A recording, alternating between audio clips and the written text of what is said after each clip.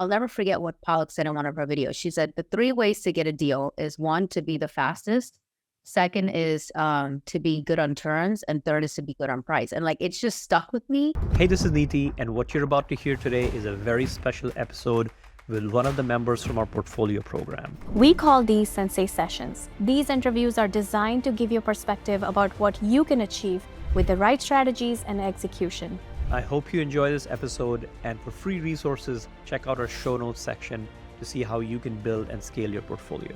Welcome to our Sensei session. It's one of my most favorite things to do is to hear from the graduates of the portfolio program and glean what they've learned and how they're growing their real estate portfolios. I'm your host, Cheryl Tan, and today I get to introduce to you again, Rupali Manga. So Rupali, welcome to the show once again. Thank you. I'm so excited to be here and happy to share more about my journey. I love it. And I will say that people just get so inspired because the students in the program, they like to share their step-by-step. And we learn so much from that. So let's just kind of start from the beginning. What do you do for a day job? Where do you live? How did you get started in real estate? Yeah. So for my day job, I'm actually in digital marketing. I head up a digital marketing team for an ed tech startup. And I work with digital marketing experts to essentially teach college students digital marketing. So we work very closely with universities to make sure that college students in this day and age are equipped with in-demand tech skills. So that's my day job. I currently live in Los Angeles. I'm originally from New York. I moved out to the West Coast last year because my husband's from here. A very different culture than being from the East Coast, that's for sure. But I really like it. It's beautiful out here. And how did I get started in real estate? Actually, really, I got started in real estate in 2020. I can't even think of it. I think it was 2020 or end of 2020. And I, at that time or maybe it was 2021, but it was definitely not this year. At that time I just had a baby. It was my second baby. And I had taken some time off from work at that time. And I really just started thinking about like, what's next, right? Like when you have started having children, like your view on life kind of starts shifting, right? And that was a shift for me. Like, what is it that I really want to do? Like, what am I creating for my kids? And all of those questions started popping into my head. And I never really connected the dots until probably very recently that I guess it's no surprise that I was very interested or attracted to the real estate world because my dad is a real estate investor. And he owns properties, and my husband is in real estate. Like he is in commercial real estate financing. I never thought that I would actually be interested in it, but I guess, subconsciously things impact you in ways that you'll never know. And then I just started, having those questions and conversations with myself. And one of the things, most important things for me is to create something for my kids, right? To create a legacy, to not just be in the day-to-day grind and like, where is this really going to take me at the end of the day? And that's kind of what started it. So I started doing a lot of research and listening to a lot of podcasts and all those things. And we decided to actually purchase a new construction house in Florida in Northport, Naples. And it was a new construction, wasn't going to be ready. It was supposed to be ready last year, and then it kept getting pushed out. Obviously, the pandemic, supply shortages, all sorts of things. And then earlier this year, they reached out saying, actually, the price has increased by $60,000 for that property, and it's not going to be ready until later this year. We're like already way overdue, and we need the full deposit, everything right up front. So it was just a lot of changes, and long story short, that probably didn't work out. We decided to back out from it. But that is what got me started in real estate. So with all that said, the first property that actually worked out and I purchased and I closed and I'm working on now is through is a BRRRR, right? It's through this experience that I've had and the connections I've made here. So I can kind of lead you through that if you want. Yeah.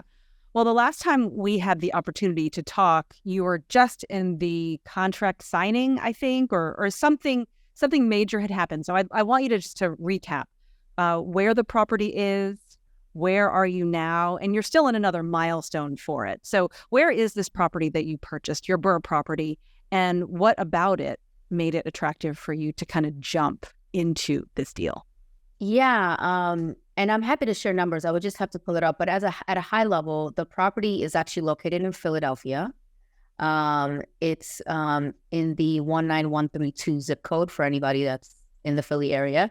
It's in that zip code. And what made me really interested in it was, I think the location is good. It's like pretty close to Temple University, so there's a lot going on in that area. I ran the numbers, right? I looked at the model.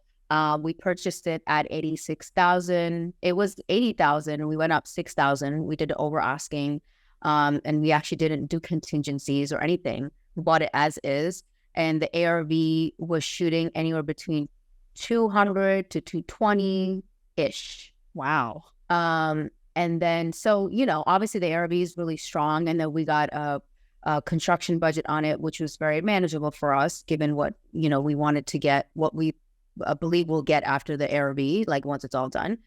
Yeah, I would say those are the main things. And then, another part of it, I think that was a question, right? Was there anything? Yeah. No. It's good. I think the other part of it was, and it kind of ties back to this is why I was saying through my experience here, because I met a friend through this program, and she has been an investor in Philly for a long time now. And she's the one who I kind of stayed in touch with, and she put me in touch with her contractor.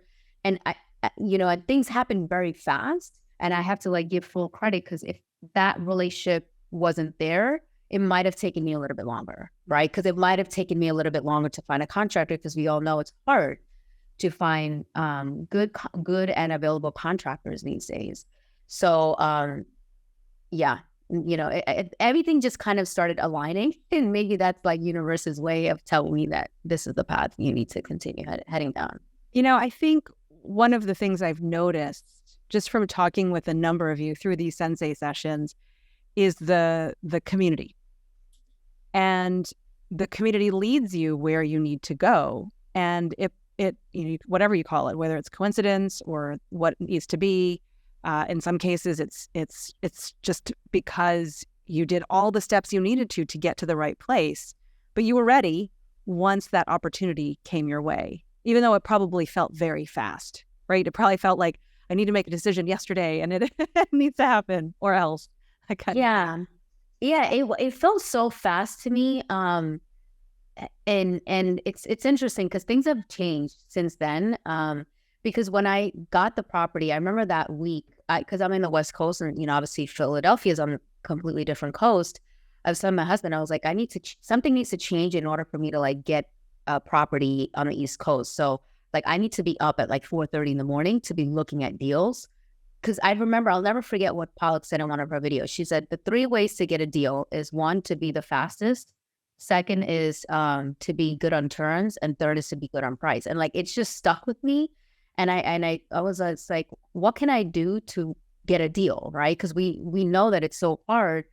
And yes, you can compete on price and all those things, but being number one goes a long way. If you're one of the first people that's putting an offer and you get it 2 hours after it goes on the market, that plays a role into it. And that's exactly what it was. I saw the property on a Wednesday. I remember it was 5 a.m. I contacted my agent by 8 a.m. They were in it by the afternoon. We had a contractor in the same day. And the next day we put an offer in, and it was done. You were not playing around. You were very serious in all of this. Okay, we got to jump, And I think that was also because of my experience for the new construction, I was just so done waiting. Yeah. No more. So where are we right now in it? Where in the process are you? You had rehab to do. You have closed all that. So where are you in the process exactly? Yeah. So right now we're in the rehab process. Yeah, lots of things transpired since then. So we signed the contract on May 6th, right? So it's been a little over a month. Meaning we closed on May 6th. So it's been a little over a month. And then after that, working with the contractor to get like a more itemized quote and more detailed walkthrough took a little bit. And then we signed an agreement. So we didn't have like a signed agreement between myself and our contractor until May 27th. Mhm. Yeah, I guess it's not that long time ago. But it's been a few weeks, and things have been taking a little longer than I would have liked. But so basically where we are now is this project ended up becoming a lot bigger than I had anticipated, because it's not from a price point. Like I'm still okay with the price point. But it ended up becoming like a full gut, and I didn't realize that, but there's water damage. So this is what happened when, we don't have like contingencies or anything, right? You buy it as is. And I knew that like I'm going to have to kind of roll with it because I am buying a property as is. So there was water damage, there's mold in the house, there's lead, all the things, right? So so my contractor was like, we're going to have to he took off everything, like the walls, the floors, everything. So we're really redoing it from scratch. From the inside out. Yeah, from the inside out because of like all the mold issues. And we just want to be super careful. So with all that said, we just like this week, and I'm going to actually speak tomorrow after this, finished like fully cleaning out because the demolition process was so long because they're like taking everything out. So we officially done with that. And this week they started like fixing up the framing in the house. That's where we are. Okay. That's where we are. So there's still a long road ahead of us. I am going to actually be speaking to him right afterwards to get an update on timeline, because when we spoke 3 weeks ago, it was like, oh, in 8 weeks we'll be done. That's not happening, obviously. Right. I'm anticipating by the end of August, probably early September is when it's looking more like it'll be around that timeline. But yeah, just like the initial clean out took a long time because we're like redoing a lot of it. You are so calm. You're so calm talking about what sounded like more cosmetic stuff in the very beginning, maybe as you were looking at it through pictures. And then you have the inspection and it's like a full gut, which does something to your budget, right? So how are you managing all of this? And you have not seen the property. Am I right about that? Or you have? I have not physically been there. Okay. But my investor friend that I met through this network is based in Philly, and she is incredible. And she and I have stayed in touch, and she's visits the property for me once a week. So that helps me significantly. Helps you sleep, right? I mean, yeah, exactly. Like if I didn't have that, like the reason why I decided on the Philly market, one of the main reasons is that my family's in New York. So if needed, I could have my brother drive out there once a week. That was the reason why I started in that market. Like being in the West Coast, I would have liked to start on the West Coast, but you can't even do BRRRR on the West Coast. Like it's not even possible.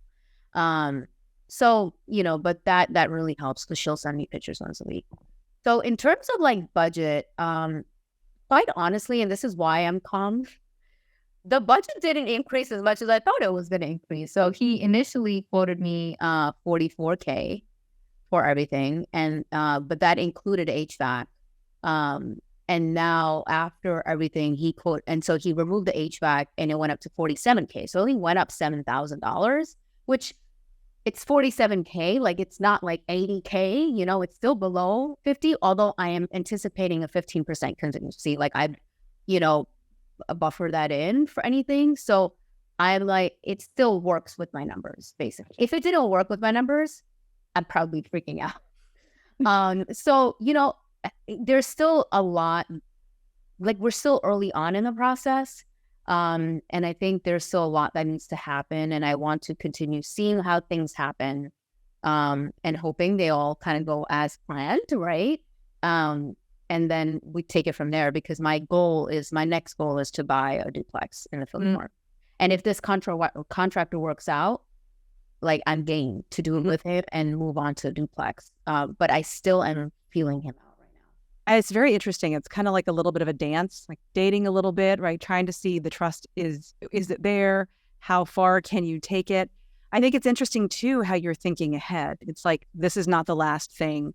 Yeah. So I want to ask you, in the program, so the portfolio program, there's so many modules, so much knowledge in there.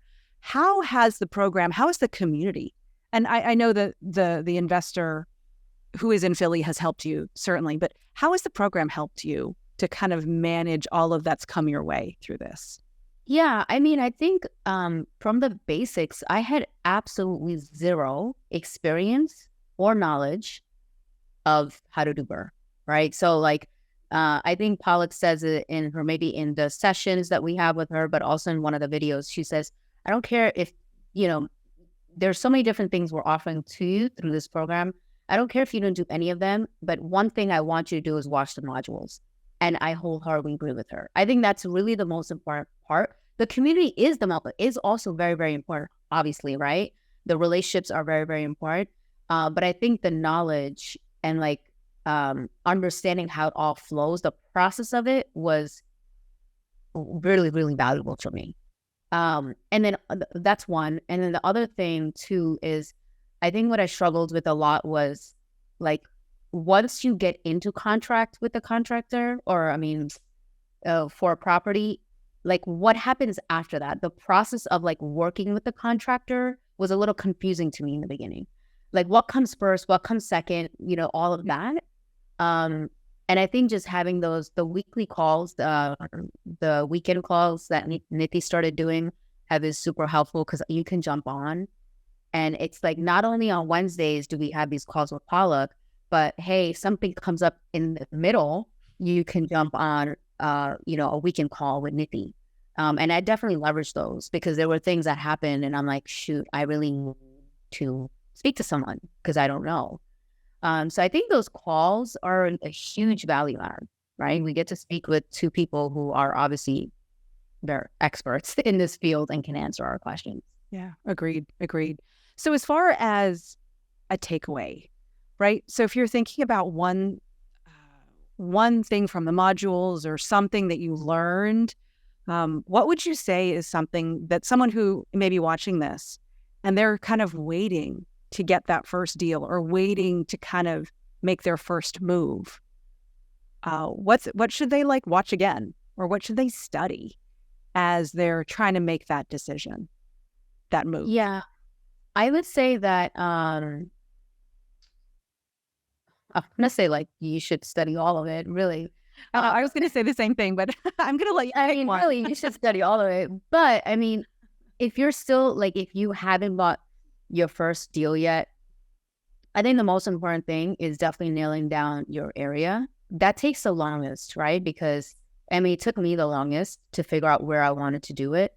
And it's not like an easy decision, because there's obviously you're looking at data, right? You want to see which markets are increasing, employment, population growth, all of that hard data is there.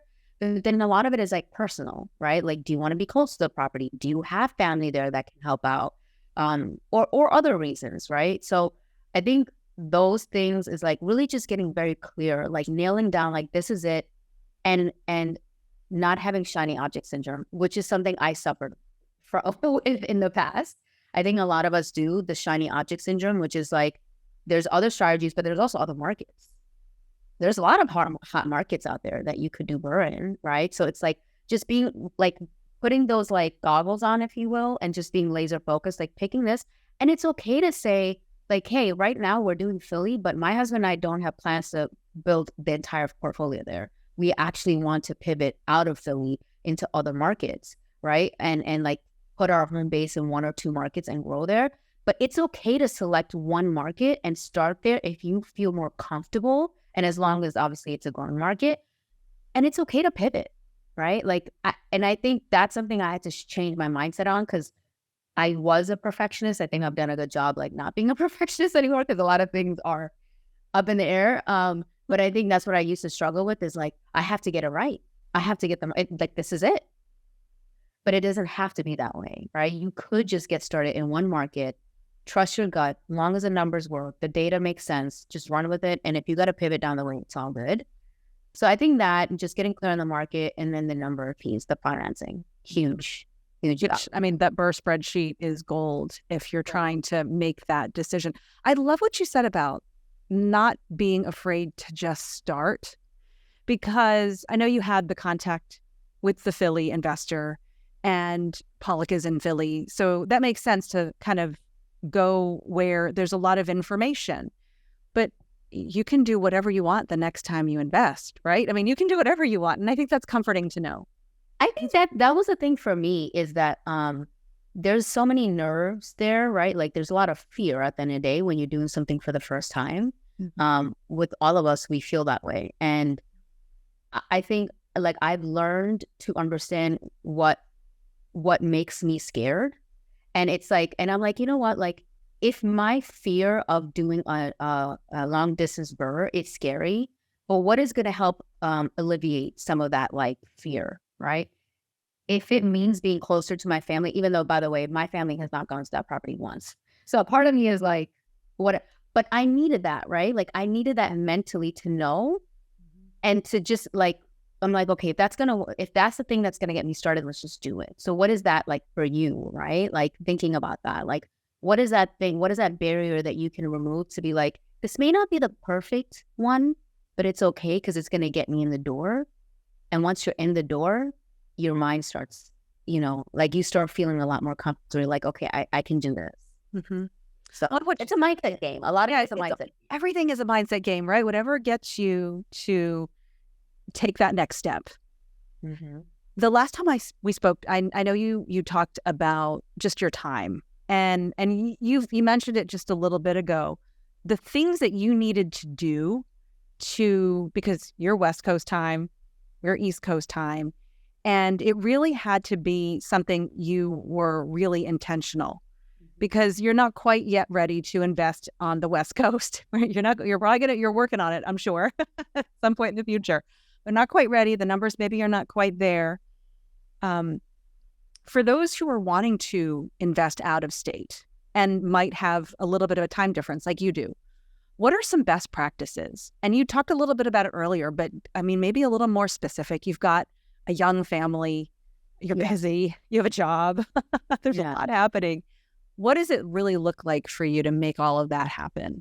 So, that's a really good question, because that the structure that I put in place, which by the way was after reading the book One that Palak recommended, that's what really got me started.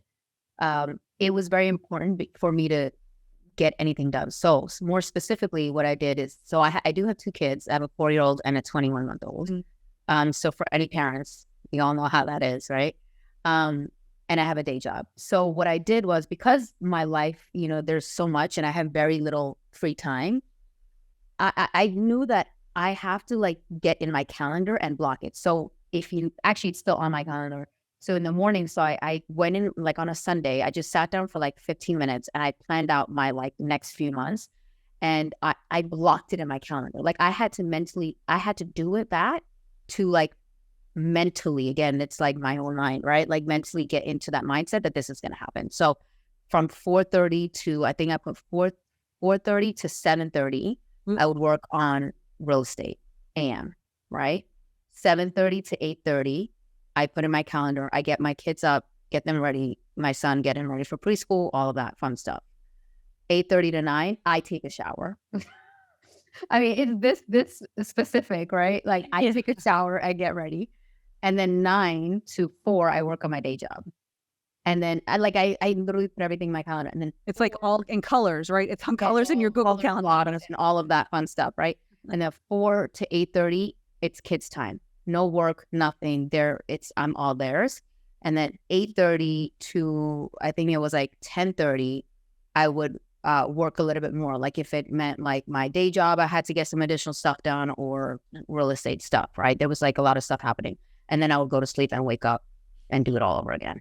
So, and then that was Monday through Friday. And then Saturday and Sunday, my kids' sleep time, nap time, I think it was 1:30 to 3:30, I blocked out my calendar and I said, this is real estate time. And then Saturday nights was real estate time. And Sunday nights and Friday nights, I would give myself off. So that's very specific, but like I had to do that to create time, because otherwise well, it goes away. I mean, it really does slip through your fingertips. So, okay, 4:30 your time in the morning during the week is 7:30 Eastern, right? So that's kind of when we're waking up here I'm on the East Coast. So Philly is waking up. doing their thing. What are you specifically doing at 4:30 in the morning, your time, 7:30 Eastern? So my mornings were specifically dedicated to deal analysis, to looking at deals. So the first thing I would do when I would get on my computer at like 4:35 is come in my inbox and I like set up, so I spoke to a couple agents and I had them set me up for deals to get it in my email, right? So that would be the first thing. I would go in and I would look at all their emails and then I would like open them up. Yep, no, yes, and then if there's a deal, then I'd be like, oh, okay, let me put this into a model. But that's what my mornings were reserved for deal analysis, because I knew that if I found a deal, it would have to be in the morning in order for me to make everything happen that day. Because deals would come out in the middle of the night, right? Like, because they're always getting updated. So mornings were reserved for deal analysis. Evenings, after kids went to sleep, was reserved for like other real estate, like watching the modules. Yeah. Or other stuff, but I only did deal analysis in the mornings to make sure I capture. And that's how I got this deal. It was a 5 a.m. review of a deal. And, yeah, it went from there. It works. Okay. So what happens now for you, right? You again mentioned it just a little bit ago, but I'd love to know, like, are you still looking at this very moment, even though you're like full in the middle of a rehab, which is probably like making your heart beat a little faster. But like, what is the process now? Like, are you looking for deals currently in Philly? What's the plan to grow? Yeah, that's a really good question. And this is what I was saying before. Things have changed slightly with my schedule because I have very intentionally decided to stop looking at deals right now until I'm confident that this is the contractor I want to move forward with. Mm-hmm. And I actually had like a call with Niti, and we were talking about like my growth plans and stuff. And my goal is to, like, immediately after this is to do a duplex. So I'm gonna wait another month or so. Like, I want to be a little bit closer to like it being complete in my first rehab. Yeah. And knowing that this is a contractor I want to stick with, because once I have that, I'm ready, like I'm ready to, because then I can use the same contractor and I can go. I'm just not 100% sure yet. Things have gotten delayed a little bit and, it's still new. So I'm just not 100% sure. So I'm not looking at deals right now. Right now, I'm just like, for example, this morning I had a call with a potential property manager, right? So I'm doing like more of like the back end work to make sure, like getting my rental license and like a lot of those things. To start getting ready for when the property is finished. But I'm not actively looking at deals yet.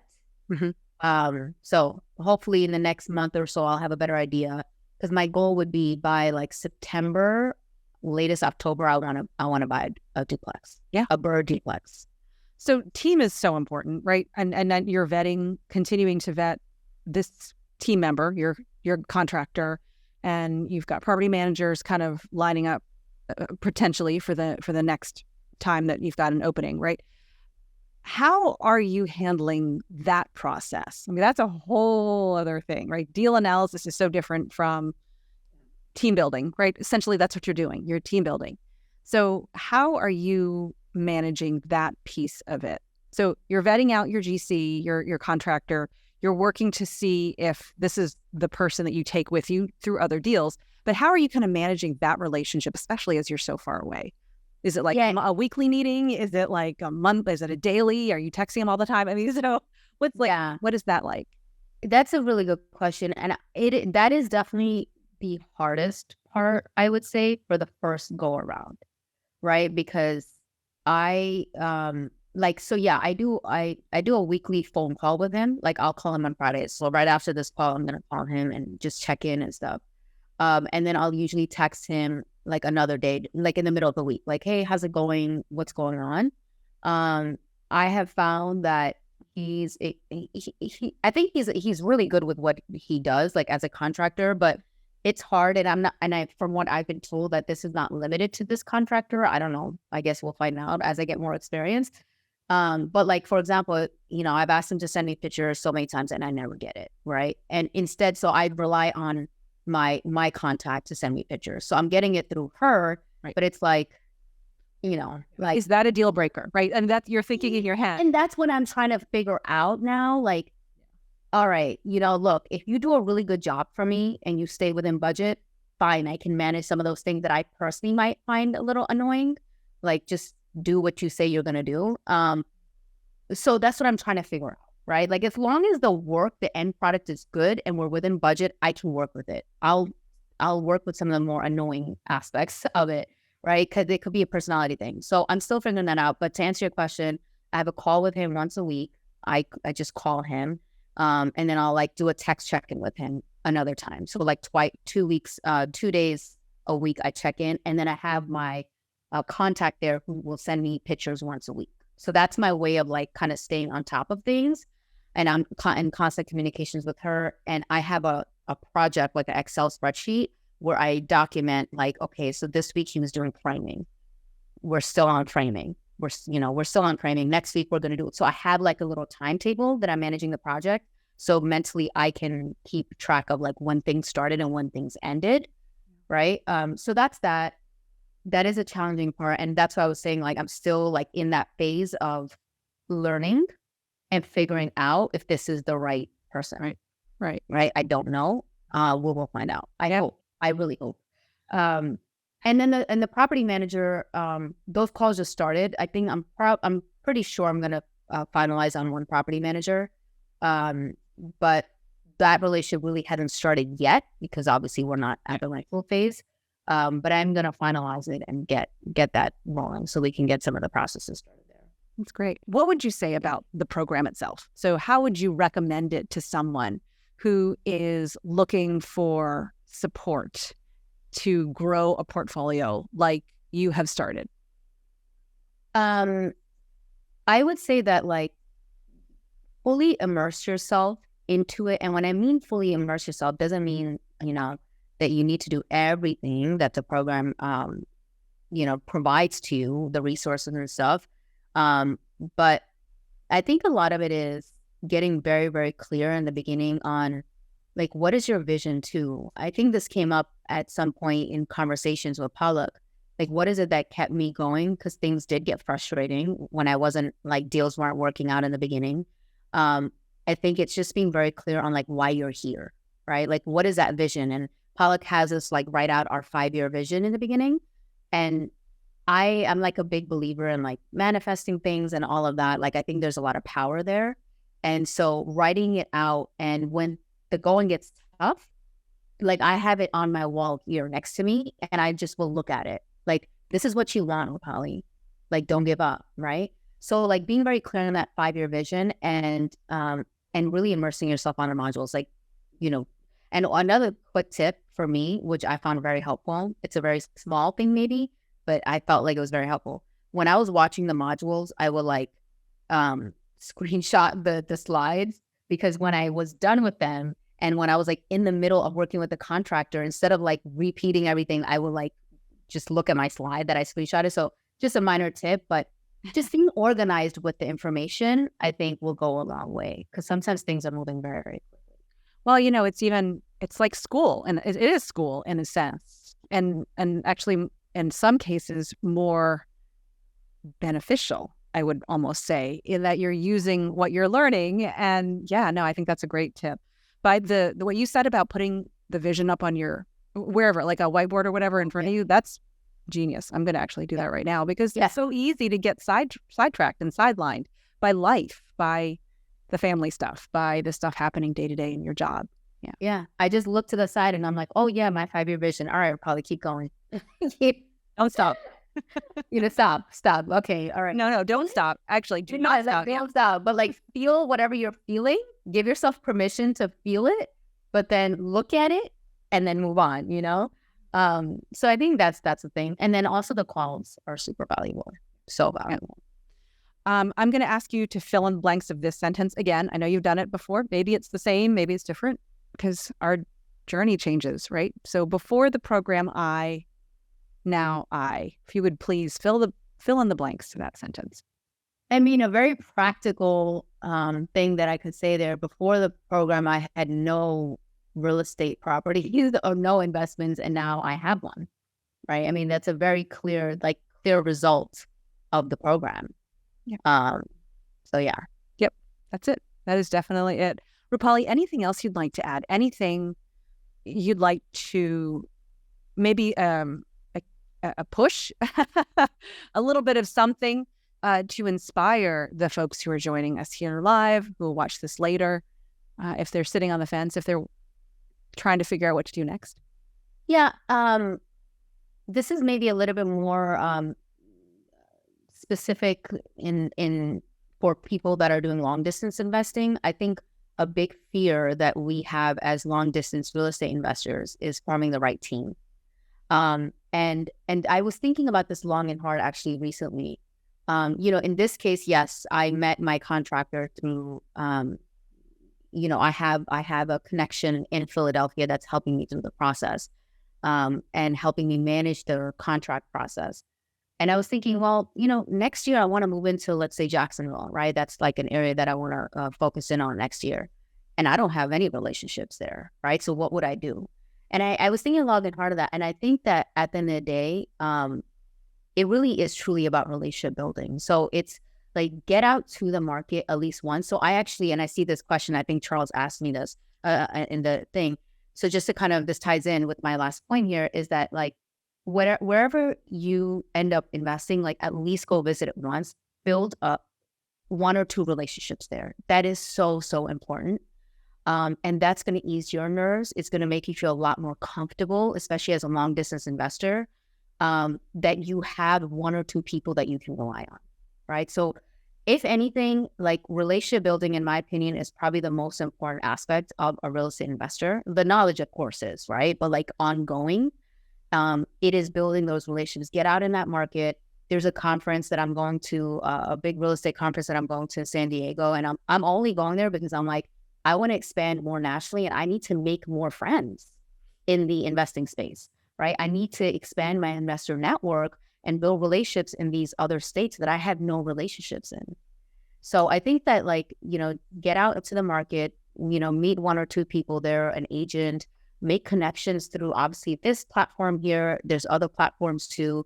And that can really help you go a long way and help you feel a lot more comfortable. Fabulous. Rupali, thank you.